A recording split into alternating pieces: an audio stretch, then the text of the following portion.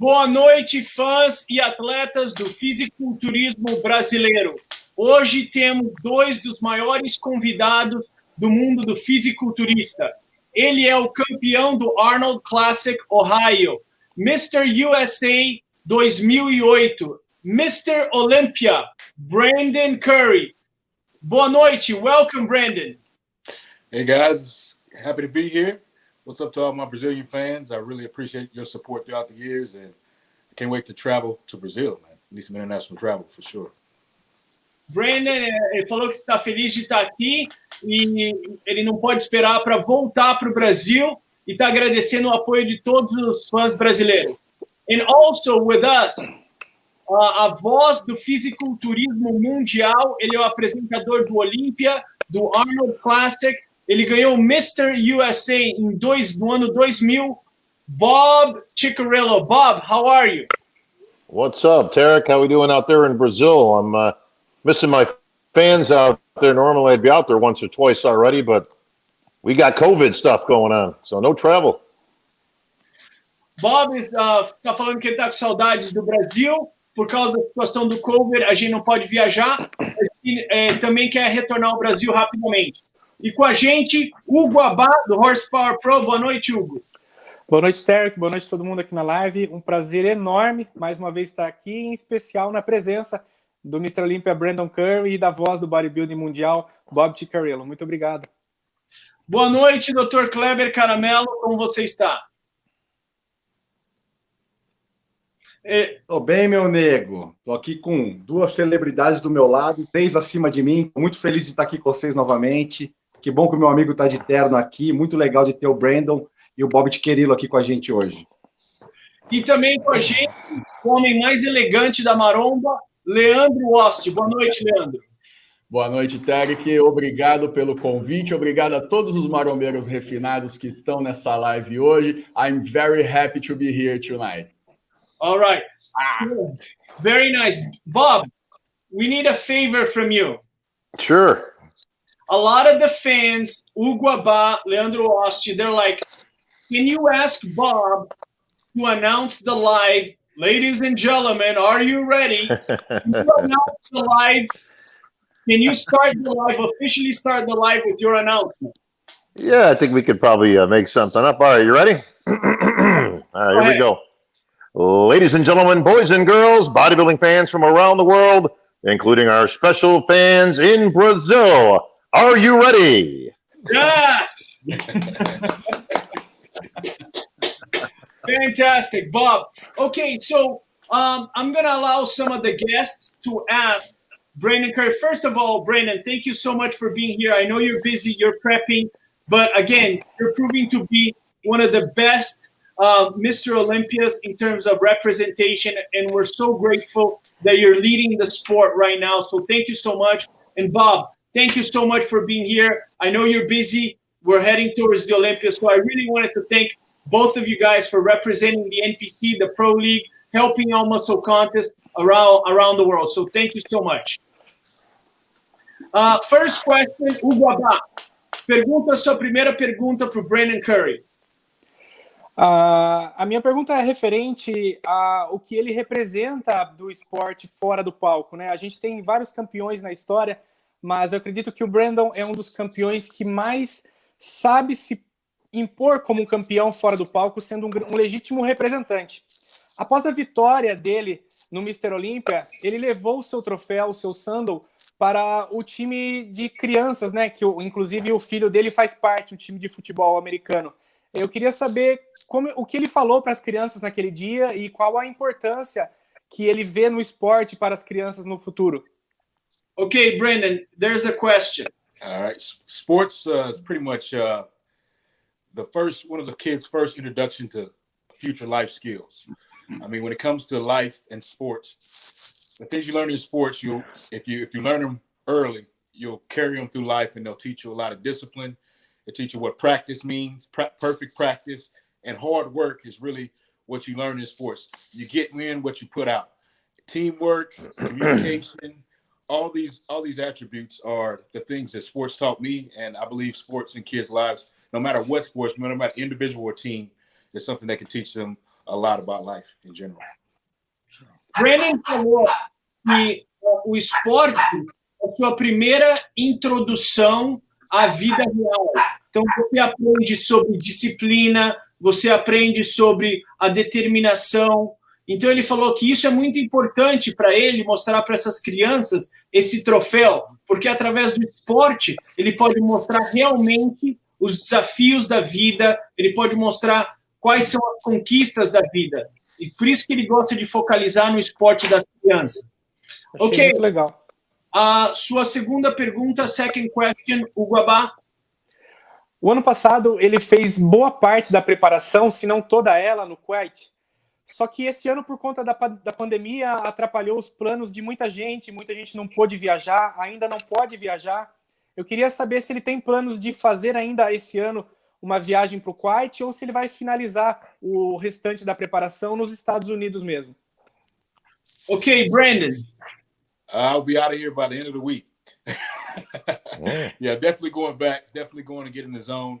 I got Phil Heath coming, so we can't play no games. I need to go and just kind of close my mind off and focus on bodybuilding only, making sure every day is the same and consistent so I can go back and win this second title.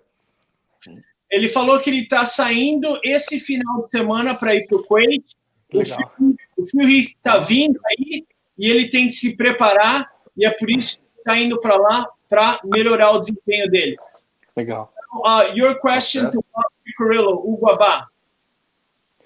Para o Bob, ele está no Mr. Olympia há muito tempo. Queria saber como ele se sentiu na primeira vez que ele representou o Mr. Olympia lá em cima do palco, sendo a voz do esporte. E qual foi esse ano? Muito legal. Oh, wow. Well, it's going back some years now, almost 15 years. So it's been quite a ride. The first time I hosted it was with Sean Ray. We hosted the first two together that I did, and then they put me on my own. So the lineups have changed dramatically since then. Brandon actually, I think he might have still been trying to get his pro card, I think, back then. That's how long this goes. So he wasn't even Mr. USA yet. So, Bob, your first year, do you remember the first year you emceed the Olympia? I think it was 2005, I think. 2000. So, yeah, I believe 2004 I did the press conference with Triple H. And then I think it was 05, me and Sean took the microphone. So that was big. So, yeah, you had Ronnie Coleman and Jay Cutler and Dexter Jackson, who's still competing. Brandon will be going up against him, trying to take the champ down gently as he competes in his last Olympia. So it's funny because when you look back at the 2005 lineup, the only person still competing is Dexter Jackson. There was an earthquake in California. Terremoto. Look at that. The news so big, the whole set's coming down. Look at that. I think there was an earthquake, guys. Oh, wow. I think everything is okay. So, Okay. you're So, good. Going back, you emceed for the first time in 2005, which was the year that Phil Heath turned pro at the USA's. 3 years later, Brandon Curry wins the overall. Let me translate that. That's right. Bob Chiccherillo apresentou o Mr. Olympia pela primeira vez em 2005, quando o Phil Heath se tornou profissional, e ele tem apresentado desde 2005. Now, Bob, which athlete impressed you the most at the Mr. Olympia since you've been emceeing? Oh, you got to go with Ronnie Coleman. I mean, what he brought to the table is ridiculous. I mean, to this day, listen, we've got some great champs. Brandon is a great champion, and he's going to be defending the title. Phil Heath is obviously, a 7-time Olympia champion. So we have Jay Cutler, Dexter Jackson. We've had great names throughout the years, but primetime Ronnie Coleman was a sight to behold. This guy at close to 290 pounds with that conditioning, never seen anything like it. So, Bob está falando que o atleta que mais impressionou ele foi o Ronnie Coleman. Ele falou que a 290 libras completamente condicionado. Foi algo assim que ele nunca tinha visto antes. Ele viu muitos campeões, mas nunca existiu uma pessoa como o Ronnie Coleman. Ok, Dr. Kleber Caramelo, we have here your first question. Pergunta em português e aí eu vou mostrar. This is for you, Brandon. Pergunta. Essa é a mesma pergunta? Ok, vamos lá. A minha pergunta para ele é o seguinte, ó, a temporada dele no Oriente Médio fica mais difícil sem a família, ou as regras do Oriente Médio, os costumes do Oriente Médio pesam mais para um americano que está acostumado com bastante liberdade nessa temporada que ele passa no Oriente Médio? All right, Brandon. Well, it's difficult, maybe what you call emotionally, being away from the people you love and the things that you're used to. It's not quite comfortable, and you have to compartmentalize that aspect. I do anyway. I compartmentalize it and use that deprivation, so to speak, to drive my hunger to work harder and to push harder, because generally you don't want to go out there and waste your time and spend time away from your family and all be in vain. So having that on the line is actually, I use that for motivation as well. Even though it's difficult, I think that kind of situation can bring out the best in me as an athlete. So it's just being over there. As far as the rules and everything in Kuwait, it's I don't really notice much difference as far as things that are strict and whatnot. I pretty much go anywhere I pretty much please, and I can enjoy different things. But when I'm there, it's bodybuilding, full-time bodybuilding, eat, sleep, and training. So it's not like I'm really just trying to get out and doing a lot of stuff anyway. It's all work for me. And I do have some leisure time with the guys to hang out, eat, and chill and stuff like that. But, other than that, it's just all business. O Brandon falou que quando ele vai para o Kuwait, é muito difícil emocionalmente ficar longe da família dele. E ele tem que realmente colocar isso numa mentalidade, ok, minha família não está aqui, mas eu estou aqui, então eu não vou perder tempo, eu vou treinar o máximo possível aqui e fazer o meu melhor. Com relação às regras, os costumes de um outro país, Kuwait, para ele não faz diferença nenhuma. Ele falou que a cabeça dele está 100% em bodybuilding, fisiculturismo. Ele não se importa se ele está no Kuwait ou em outro lugar. Ele está indo para a academia treinar e fazer o melhor dele. Okay, Caramelo, your second. Hey, Tara, can I just chime in there real quick? Yeah. So I'm doing a little homework as we're doing this broadcast for the fans out there. So let me go back to the 2004 Olympia. Okay, so that's my first one hosting with Triple H. Here's your lineup. Okay, Ronnie Coleman, Jay Cutler, Gustavo Bedell, Dexter Jackson, Marcus Rule, Gunther Schlierkamp, Chris Cormier, Dennis James, Victor Martinez, Darren Charles, Pavel Jablonicki, Chris Dim, Ahmad Haidar, Johnny Jackson, Troy Elves, Craig Richardson, Mustafa Muhammad, Richard Jones, and Claude Grew. That was your top 19, the only guy still competing. Now, how freaky is this? This is 2004. Brandon will be stepping on stage with Dexter Jackson, who was competing in fourth place in the Olympia this December in Vegas. Wow. So, o Bob, gostaria de lembrar a todos os fãs, ele acabou de repetir todos os nomes que competiram em 2004, Ronnie Coleman, Richard Jones, Dexter Jackson, Jay Cutler. Ele falou que naquele 2004, Dexter Jackson was competing e ele vai estar competindo mais uma vez em 2020. Bob, what Dexter Jackson has done is incredible. I think sometimes he might bury all of us.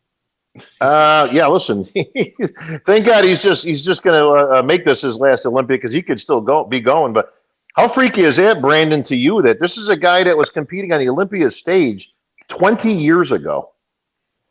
It's crazy, because I'm just happy I finally caught him. That was right. That was like my motivation for the longest. And this guy wouldn't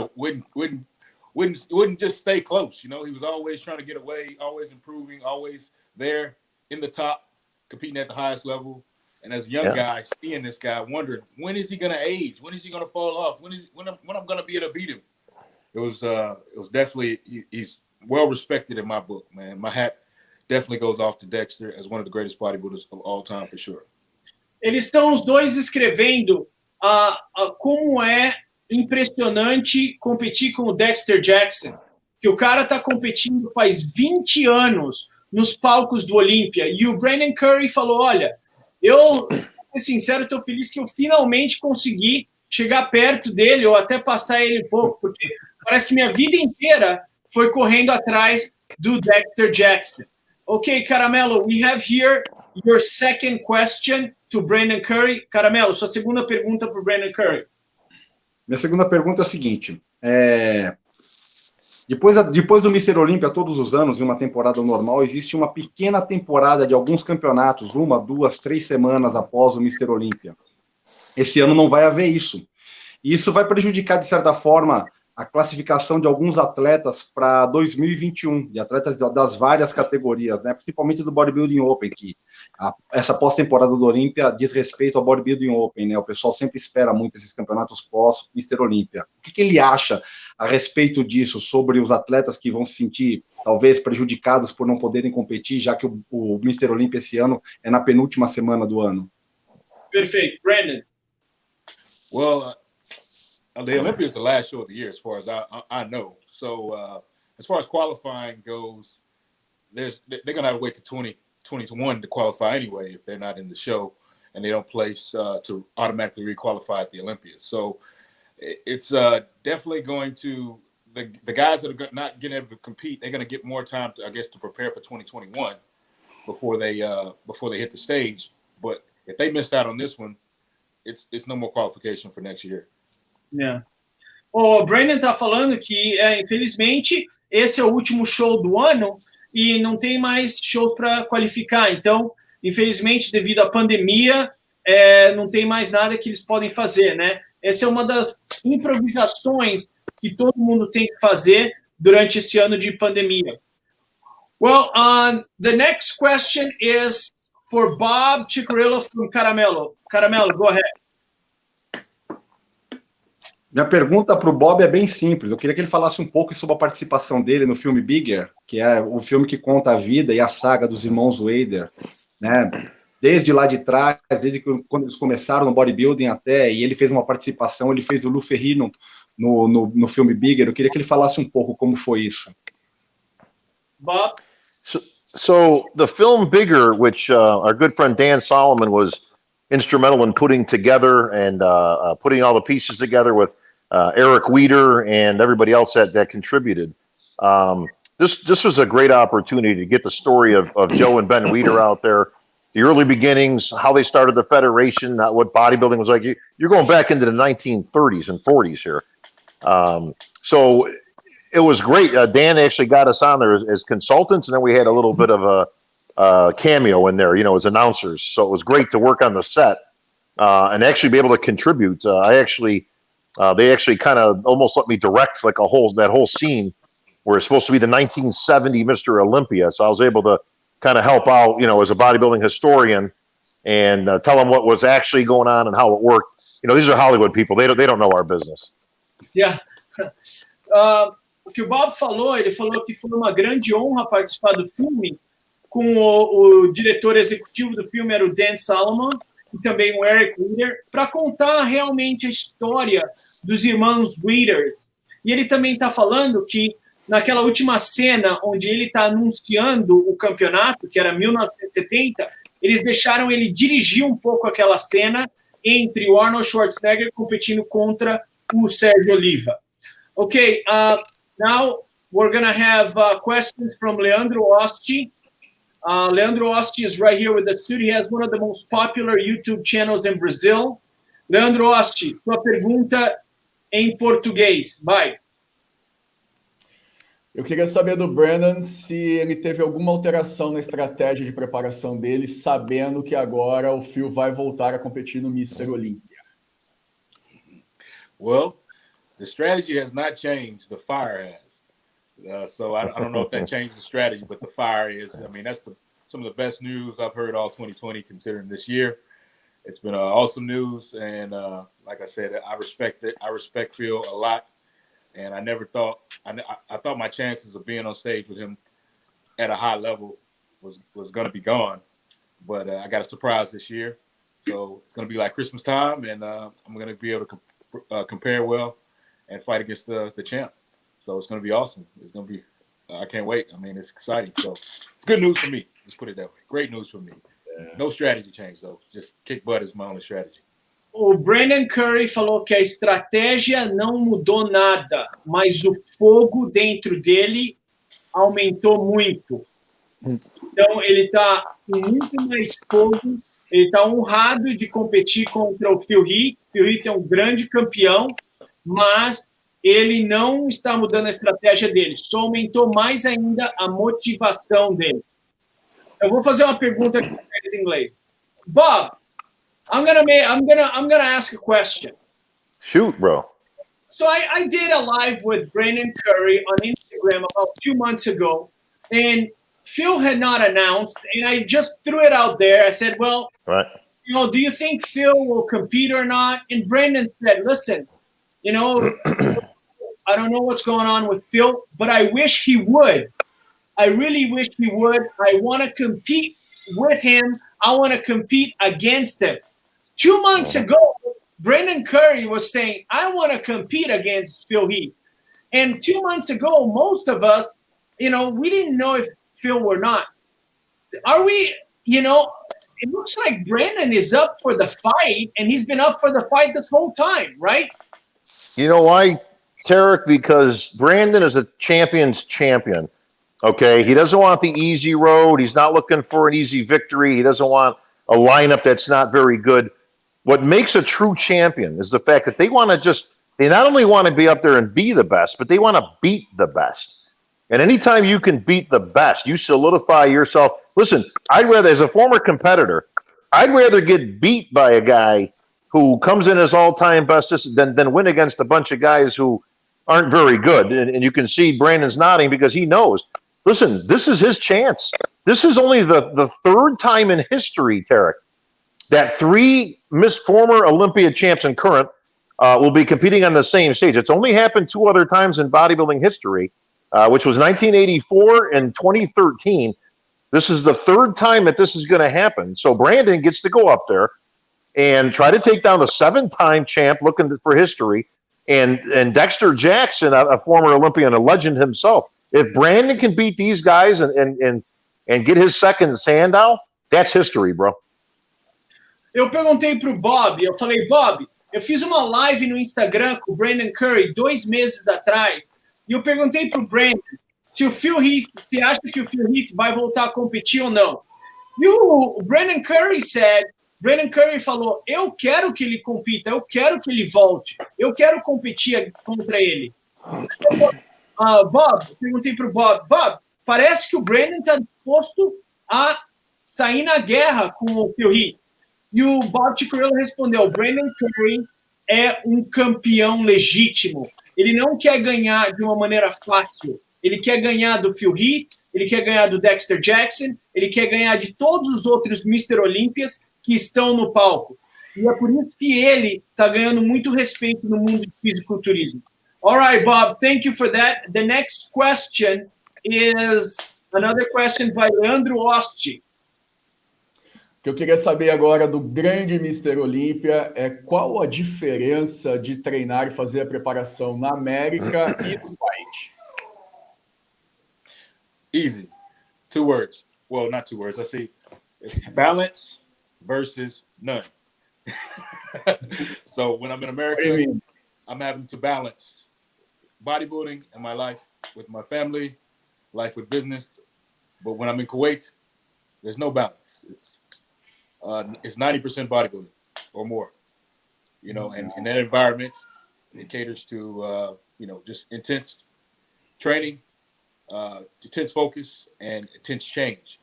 So that's why I go there, because that advantage I can't get anywhere else when I'm in the US. Okay. O que o Brandon Curry respondeu, ele falou, olha, é uma questão de balanço e falta de balanço. Nos Estados Unidos eu tenho balanço, eu tenho fisiculturismo e família. No Kuwait eu não tenho balanço nenhum. É extremamente fisiculturismo, entendeu? É uma vantagem que eu ganho com outros atletas que tem que lidar com levar as crianças para a escola, tem que fazer isso. Lá eu não me preocupo com nada, é só fisiculturismo. Ok, Leandro Osti pergunta para Bob Chiccherillo.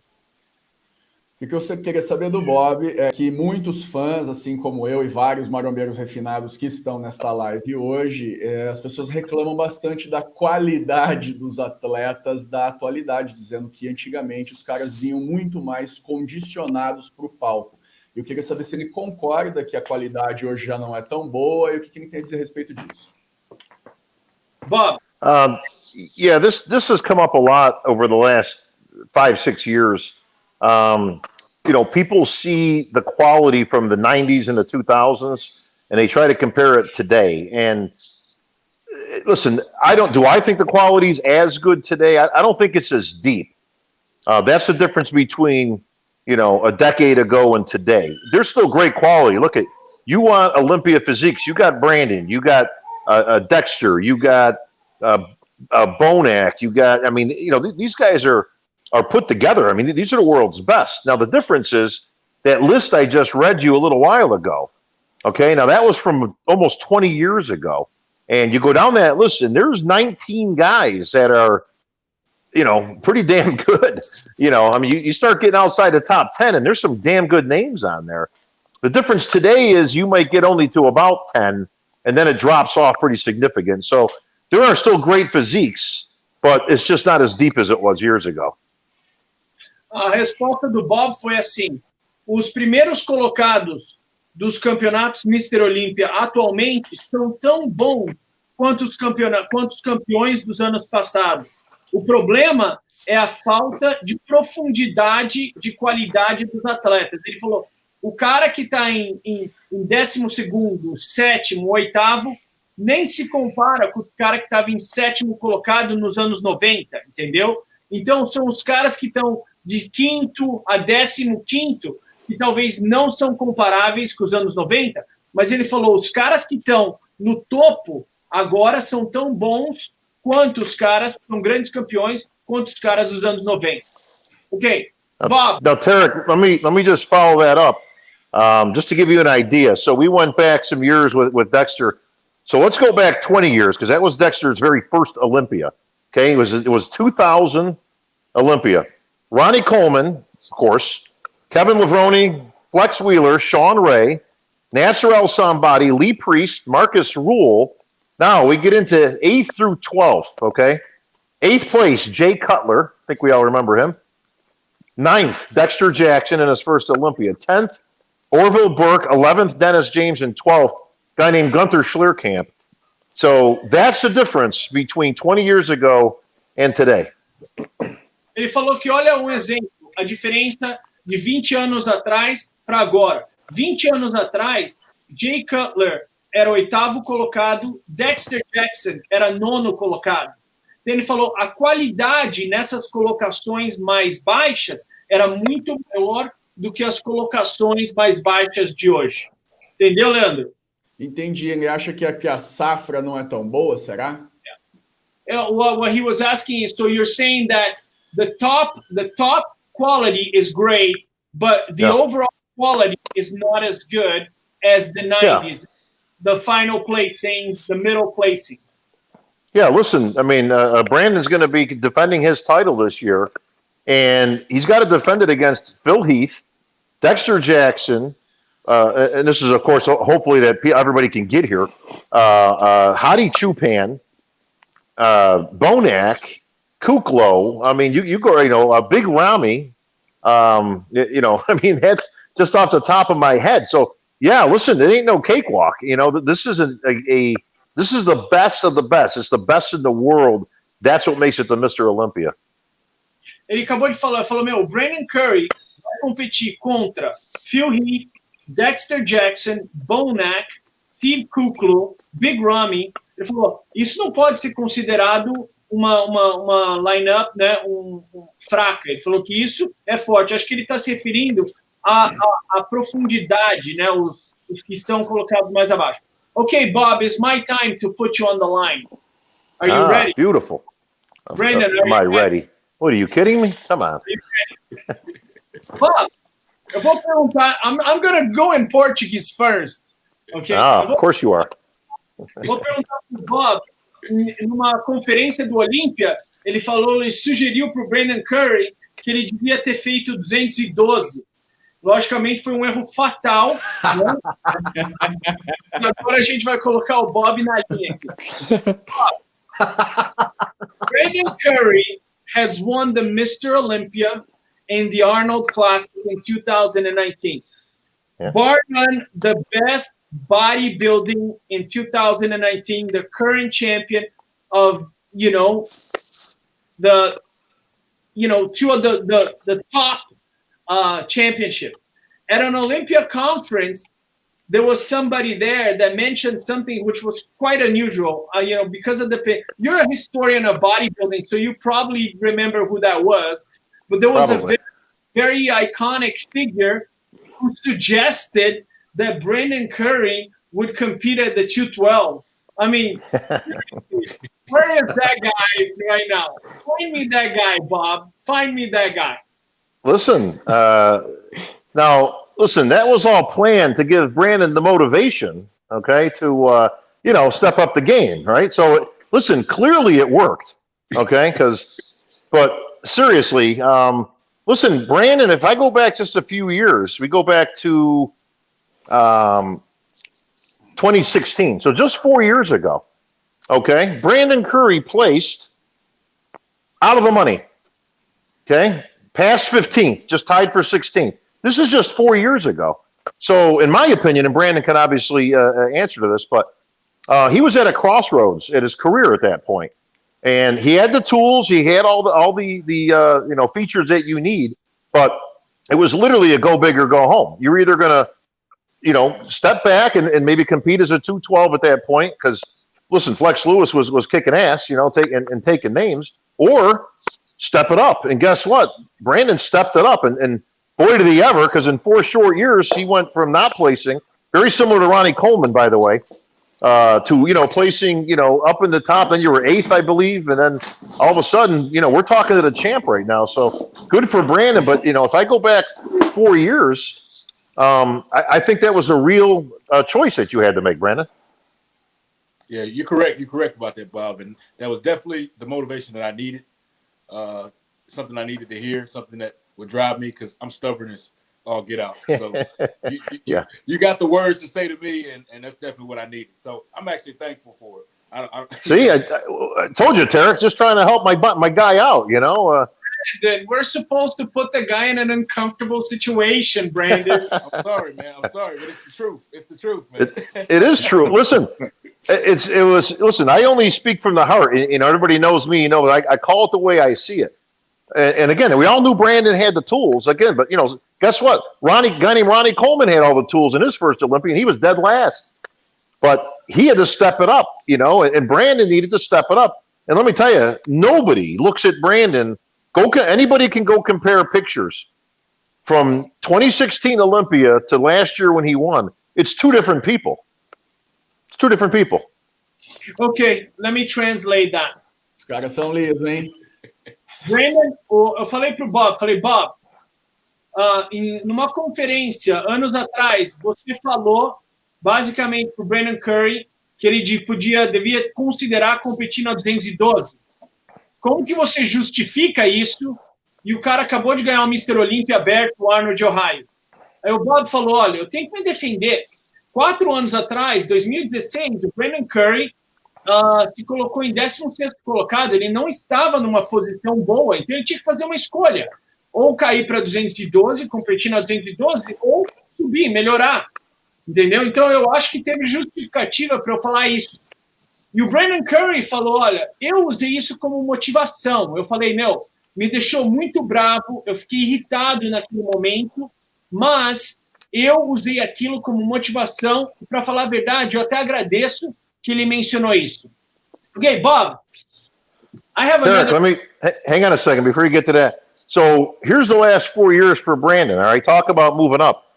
Brandon went from did not place, DNP, okay, to 8th place, to 5th place, to the winner, Mr. Olympia.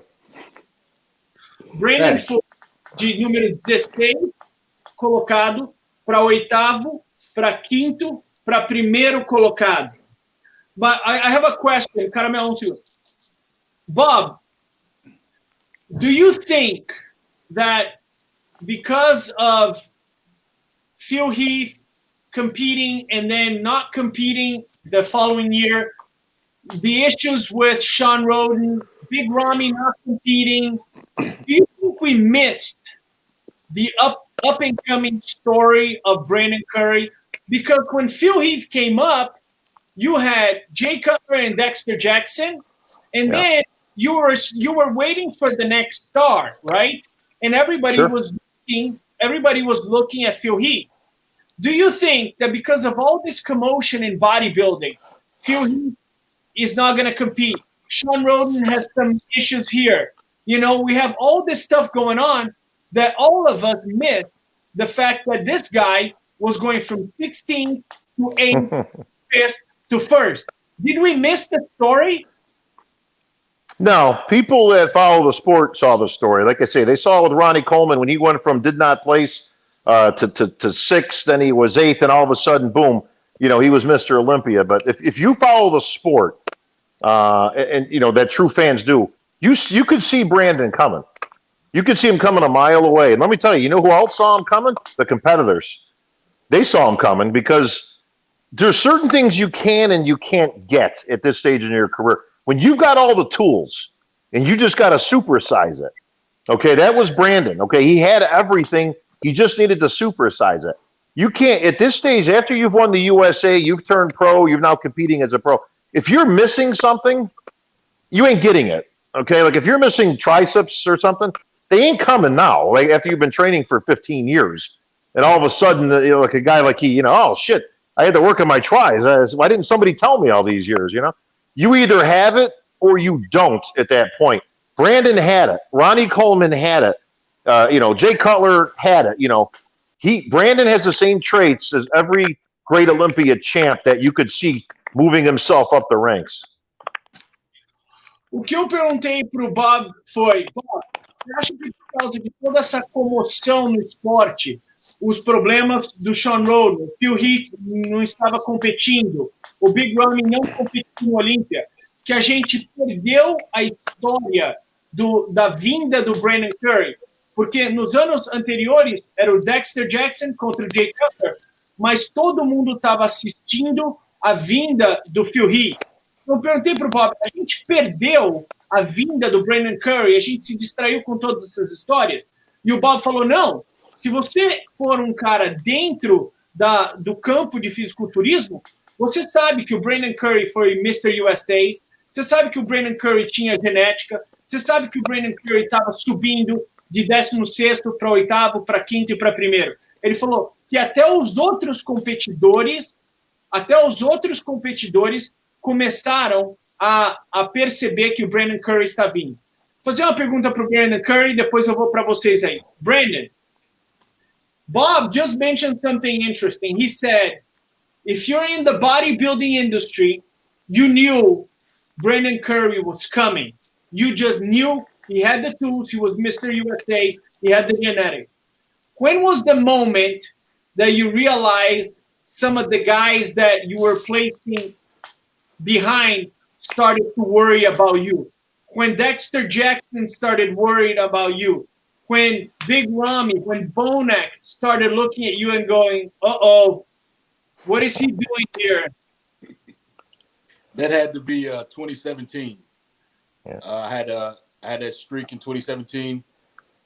I won 3 shows that year, placed 8th at the Olympia. When they saw me win the shows early in the year, New Zealand, Honor Australia, some of the guys there normally were beating me. They saw me backstage. They saw me stripped down, and I just knew they looked at me different. And then I went on to win those 2 shows, and then go into the Olympia, and it was similar. Everybody kind of knew I was coming to the Olympia with a different package. And some of my friends, they were motivating. You mentioned William Bonac. He was motivating in 2017, I believe. And he said it. He said soon it'll be me and you battling for the title. back there at backstage at the Olympia 2017. So they took notice pretty much in 2017 from the early on in the year to all the way through to the Olympia. Now, Tarek, let me just further that up. That was a great year for Brandon. That was kind of his breakout year. But 2018, he moves up to 5th place, and he beats Big Ramy, Dexter Jackson, Nathan Diasha, Cedric McMillan, Steve Kuklo, Alexis Rivera, Lucas Ozadil, Charles Griffin, Ian Villieri, Michael Lockett, Sergio Jr. was in that show. So 2017 was kind of his foray into the, hey, I'm on the map, I'm over here, guys. 2018, he slammed the door with a top 5 finish, and he beat some pretty big names in there. Very impressive. Eu perguntei para o Brandon Curry quando que ele sentiu que ele mandou um sinal para os outros competidores que ele estava chegando. E o Brandon Curry falou 2017. Ele ganhou 3 eventos em 2017 e o William Bonek falou para ele no backstage do Olympia, falou, olha, daqui a alguns anos vai ser eu e você. E o Bob acrescentou que em 2005 ele ganhou de personagens como Big Ramy, ganhou de grandes atletas como Cedric McMillan. Então, basicamente, eles estão falando, olha, isso iria acontecer. Hugo Abá, você tem alguma pergunta a mais para o Brandon Curry ou Bob? Queria perguntar para o Bob, ele mencionou o grande ano de 2004, não me recordo se foi 2004 ou 2005, onde tinha aquela lista enorme de bons atletas. Em 2004 e 2005, nós tivemos o Challenge Round, onde os atletas se confrontavam pose a pose, e aquilo eu acho que foi um entretenimento gigantesco para o evento. Eu queria saber o que ele achou daquilo naquele ano e se seria interessante que esse sistema voltasse para ter um pouco mais de show, de batalha no palco. Hugo asked you, Bob, in 2004, 2005, there was that posing challenge round, right? And Oh, yeah. Listen, did you like that? Did you think it was entertaining? No. Or do you think it will ever come back? Go ahead. First of all, it will never come back. Okay, you can take that to the bank. I thought it was really stupid. Okay, it was. It made no sense to me. I understood. How do you say stupid in Portuguese? It's the same. Stupido.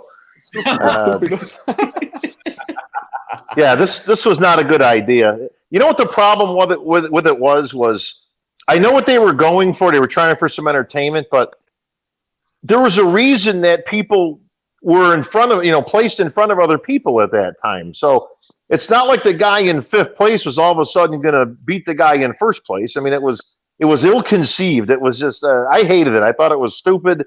I didn't like it. It didn't lend anything to the show. All it did was create confusion, especially when Gustavo beats Ronnie in it, right? Which makes no sense at all, and then goes on to take 3rd. So it will never see the light of day again. Thank God. Ele controverso. Foi bem estúpido, que confundiu todo mundo, não fez sentido nenhum. Falou, o Gustavo Badel ganhou do Ronnie Coleman esse negócio e depois ficou em 3º. Ele falou que nunca vai existir isso de novo. Kleber Augusto Caramelo, sua pergunta aí. Bom, para qualquer um dos dois, não faz diferença. Qualquer um dos dois pode responder isso. Eu quero saber o seguinte, olha só, tá todo mundo falando muito da volta do Phil Heath. O Phil Heath para cá, Phil Heath para lá, o confronto entre o Brandon, que é o atual, contra o Phil Heath. É um confronto que ele realmente quer ver. E estão falando, o Dexter vai estar lá de novo, e é muito legal, o Dexter vai estar lá novamente. A pergunta é, eles não estão subestimando demais o Flex Lewis, que vem de várias vitórias, 7 vezes campeão do Mr. Olympia, que agora vai subir de categoria. Eles acham que o Flex Lewis não vai figurar entre os 3? É uma pergunta para qualquer um dos dois. Eu não quero botar ninguém em saia justa, talvez seja mais fácil que o Bob responda. É uma pergunta para os dois. Okay, this is an interesting question. Caramello asked, he goes, we're talking about Brandon Curry. He's the Mr. Olympia. He's going to defend his title. We're talking about Phil Heath. He's coming back. We're talking about Bonek. maybe Big Ramy, might be in the mix, Sean Roden. But he's saying nobody's really mentioning Flex Lewis, and the question is to you guys, Bob and Brandon, where's the Flex fit in there? I mean, now he can put some more weight. Can he really battle it out with the big guys? What do you guys think? Well, I'll go first. I think Flex is very capable of doing well in the open. Definitely being one of the, at least at minimum, one of the top 5 in the mix. He has physique. He has proven. He has the heart of a champion. He's done this over and over again. It's just a matter of not sucking down as far anymore and playing the right game for his physique. If he comes in trying to be, bigger than big, then it's probably not going to work out. But if he brings that signature conditioning and his signature lines, he's definitely going to be in the mix.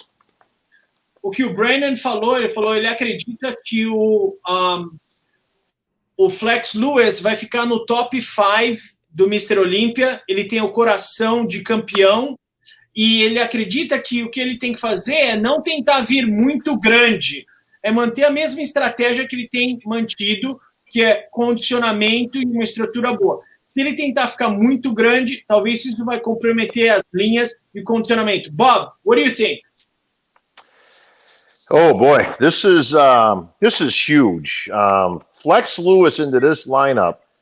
I mean, listen, you got Flex, you got Phil coming back, you got Brandon defending, you got Dexter in his final Olympia. You talk about great Olympias.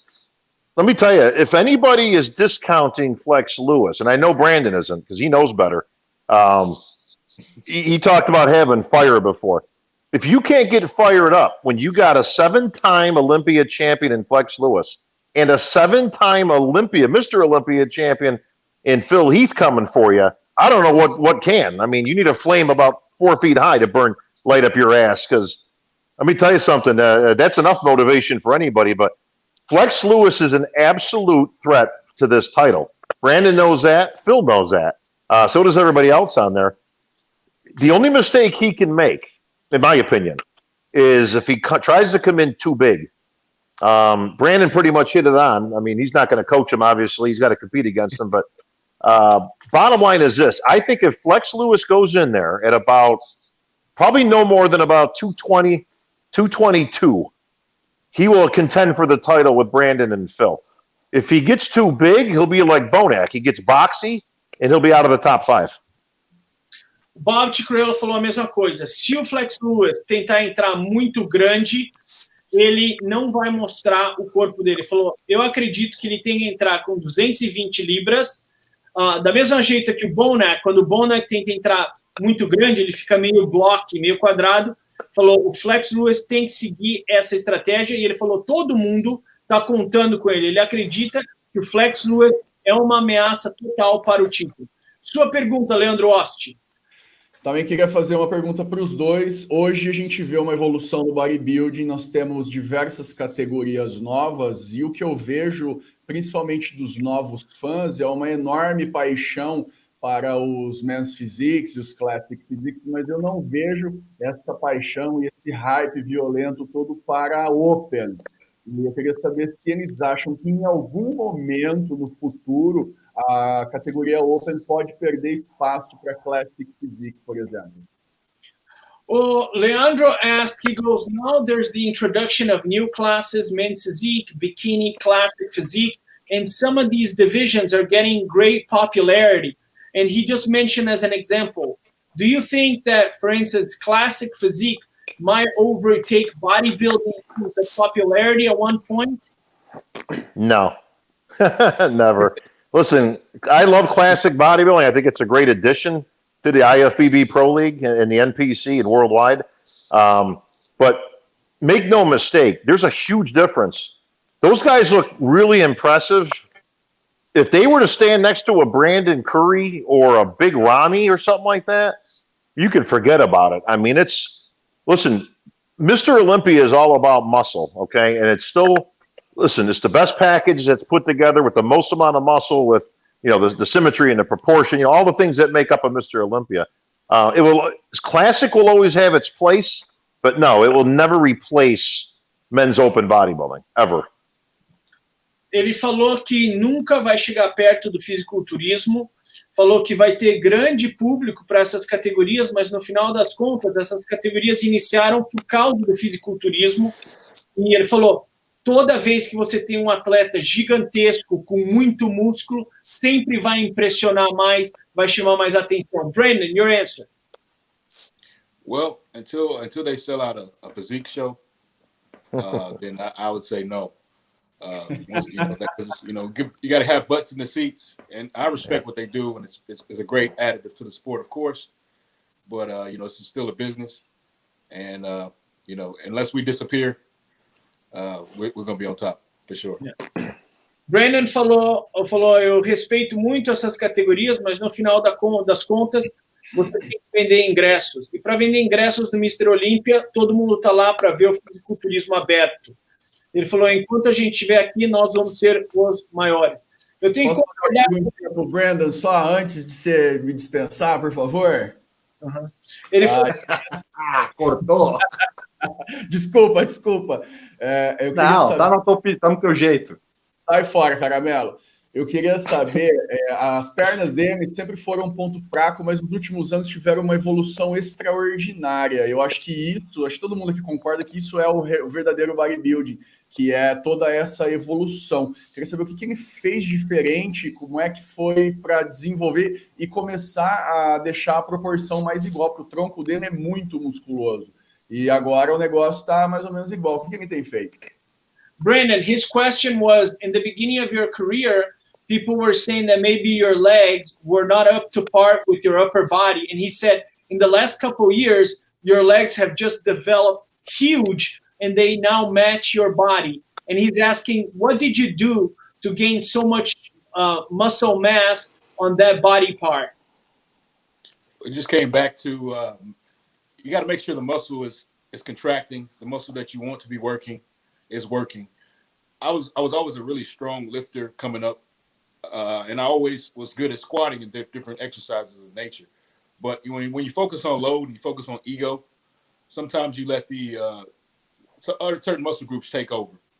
And, you don't rely on the muscle groups you're really trying to train. So it took me really reconnecting back with the muscles again. And then being able to, with that connection, be able to push the way I know how to push. And that kind of accuracy or targeting of the muscle has allowed me to improve it, along with being able to recover and being taken care of very well in oxygen gym. So it's part of it. O Brandon Curry falou que quando ele começou a carreira dele, ele levantava muito, ele era muito forte, ele levantava muito pesado. E basicamente, nos últimos anos, ele percebeu que talvez essa não seja a estratégia certa, que agora ele consegue conectar o músculo muito mais com menos peso. Ele falou, no passado, eu era forte, eu estava levantando com ego, e isso não estava fazendo minhas pernas crescerem. Agora, eu levanto com menos peso, eu contraio mais o músculo e minhas pernas estão crescendo. Excelente pergunta. Brandon, eu vou falar que você é muito rico, vou mostrar sua foto para ele, que você está perguntando das pernas. Brandon, this guy that's asking you a question, he competed as a men's physique competitor one time in his life, and I don't know why he has the audacity to talk about anybody's legs.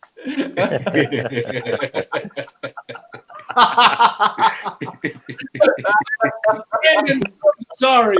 Ficou vermelho. I think I'm going to eliminate him from the live, okay? He's out. Forget about it. Ok. So, Eric, posso fazer mais uma pergunta? Não, deixa eu terminar aqui. Só uma pergunta bem rápida. Last question, Caramelo. Last question. Última pergunta, Tá Caramelo. bom, o Bob falou o seguinte, ó, que ele achava estúpido voltar até o Challenge Round, certo? Mas em 1975 e antes, você tinha comparação entre o Talk e o Small, né? Você tinha comparação entre quem era alto e a categoria baixa. Como entretenimento e não como nível de você falar, olha, esse ganhou, aquele ganhou, não seria legal ter uma comparação entre... No final, pergunta pro Bob, no final do Mr. Olympia, os dois, o que ganhou a categoria aberta e um 2-1-2, só como entretenimento, não como competição? Bob, he has an interesting question. He said, remember in the past in bodybuilding, you had the tall guy, who won, against the shorter bodybuilder, and then they would bring both of them to compare. He's saying, listen, would it ever be a possibility that just for entertaining purposes or for competition purposes, you would bring the 212 guy there against the Mr. Olympia and see how they fare?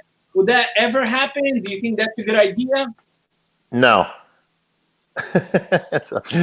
No. Yeah. Stupido. No. See, no, Tô logo na hora, no. it's like the challenge round. You know what I mean? Come on, man. No, listen. Here's the deal. The Mr. Olympia is a Mr. title. It's the only Mr. title. Okay. The 212 champ, like Flex Lewis. Now, I'm a stickler when it comes to titles. Okay. People, the guy with the board shorts on is not Mr. Olympia. Okay. The classic guy is not Mr. Olympia. The 212 guy is not Mr. Olympia. Flex Lewis, and I say this with all due respect because we've had this conversation, has never won the Mr. Olympia. Okay. This year, he's going in the Mr. Olympia. The reason we don't compare them is they are different divisions. There's no reason to compare them. I tell you what, you want to compare against the champ, you want to stand next to Brandon Curry like Flex Lewis does, then you go in the Mr. Olympia competition. But it's slightly off topic, but I hate when people use the title of Mr. And I see on lifting belts from these guys, the guy wins the men's physique. All of a sudden I see, Mr. Olympia on his Facebook. It's like, no, you're not Mr. Olympia. Brandon Curry is Mr. Olympia. Phil Heath was Mr. Olympia. Okay? But let's not get things confused. When you want to take the board shorts off and you want to get on stage and stand next to this guy, go ahead. That's the Mr. Olympia. Ok, Bob falou que essa é uma ideia estúpida e que... Poderia ser diferente, né? Ele falou que se você quer ser chamado Mr. Olympia, compete contra os melhores atletas, contra os maiores atletas. Exatamente como o Flex Lewis está fazendo. Se você é men's physique, tira os shorts e compete contra os melhores atletas. Eu odeio quando no Facebook, Instagram, o cara coloca lá Mr. Olympia men's physique, Mr. Olympia classic physique. Só existe um Mr. Olympia, é do Open Bodybuilding, Brandon Curry, Phil Heath. Tá bom, então. Vou terminar aqui, vou perguntar para eles. Bob and Brandon, I want to give you guys the final word. Thank you, Caramelo. Thank you, Hugo Abá. Thank you, Leandro Osti. Obrigado, Leandro Osti, Hugo Abá, Caramelo. Bob, your final word. We are heading in Las Vegas, Nevada, December for a very unprecedented Mr. Olympia. I think it's going to be actually one of the most exciting Mr. Olympias. How do you feel about it? How do you feel about it? And since you are never afraid of controversy, who wins it? Well, first of all, you're exactly right. History will be made at the Olympia stage once again this year. You've got Brandon defending. You've got Phil Heath coming back looking for number 8 to tie the all-time record. You've got Dexter Jackson competing in his 20th and final Mr. Olympia. So he's hanging him up on the grand stage, the only way to do it. You've got Flex Lewis coming into the men's open now from his 7 consecutive 212 victories. And then you've got all the rest of the names. Ruli Winkler, Bonac, Hadi Chupan, Big Ramy. Again, it's a stacked lineup. Then you got some of the new guys, like Kuklo and some of these guys who have been working their way up there. It's going to be a fantastic Olympia. They're working on a pay-per-view right now, so obviously if you can't get to Vegas, we'll have information on the pay-per-view. Your brother, obviously Tamer, very much involved as the producer. Dan Solomon and Jake Wood, they put together a great team that's assembled to put out the best Olympia that you're going to see. It's at the Zappos Theater, so it's different than the arena. It's a theater. The seats are great. The lighting is going to be so good. Theater lighting is made for bodybuilding. You want to see the greatest physiques in the world, boy, you're going to see them this year. But I'm so excited for this Olympia and what's coming.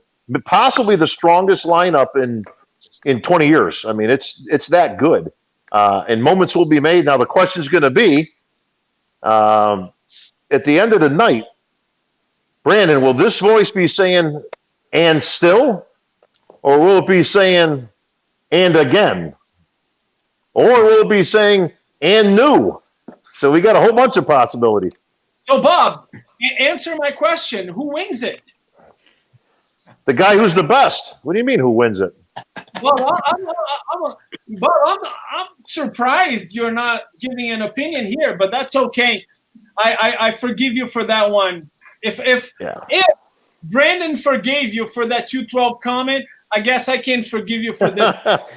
Well, I'll say this, because obviously until it gets to game day, we'll all have predictions. And listen, it's hard to go against a 7-time champ. Brandon's never beaten Phil. So obviously you got to take that in consideration, right? But Phil's never faced Brandon as he is now. So you've got that. And then you've got Flex Lewis. I can guarantee you this. The last 3 men standing will be Flex Lewis, Brandon Curry, and Phil Heath. Those will be your final 3 in order. Or not in order, but at the end of the night. No offense. Bob falou que vai ser Olympia fenomenal, que o teatro foi feito para essas luzes, que a gente vai ter um dos maiores, melhores Mr. Olympias. Ele acredita que o top 3 vai ser em qualquer ordem: Brandon Curry, Phil Heath, and Flex Lewis. Brandon Curry, your final words. Thank you so much. You're the champion. You're Mr. Olympia. You're on the top of the mountain. Everybody loves you as a Mr. Olympia. Your final words heading towards the 2020 Mr. Olympia. Well, like my boy Kevin the Hulk says, come December, we're going to make it like Christmas time. That's the plan. Make it like Christmas time for sure. And bring home another Sandow, man. I want one with my name on it. You know, this last one I got has everybody else's name on it but mine. So I need one with my name on it for sure.